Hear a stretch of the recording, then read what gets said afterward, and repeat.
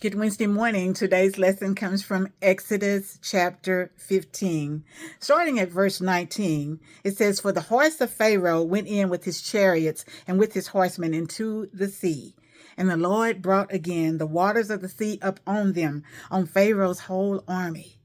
But the children of Israel had gone across on dry land. Even in the midst of the sea, the Lord parted the waters.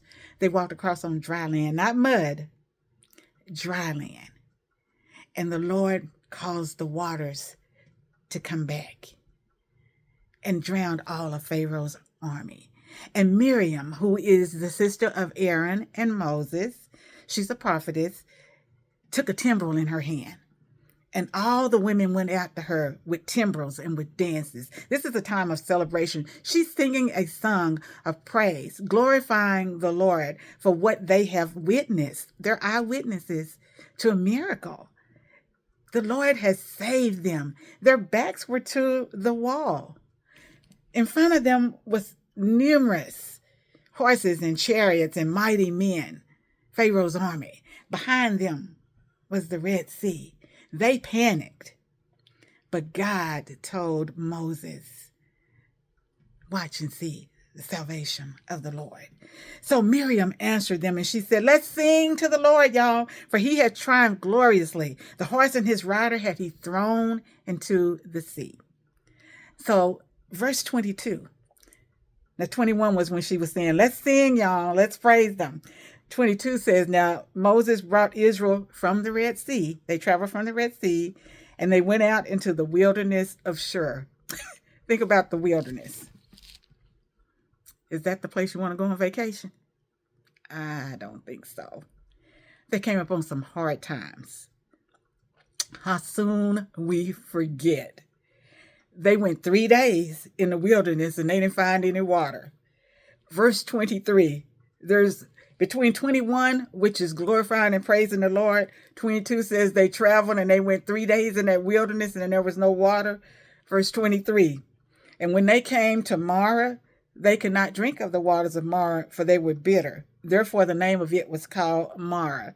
And the people murmured against Moses, saying, 'What shall we drink?' And when he cried out to the Lord showed him a tree to cast into the waters, and the waters were made sweet." But I want you to know, for in 3 days, no water. You had just seen the Red Sea, more water than you could ever drink, piled up on each side, and you walked across on dry land.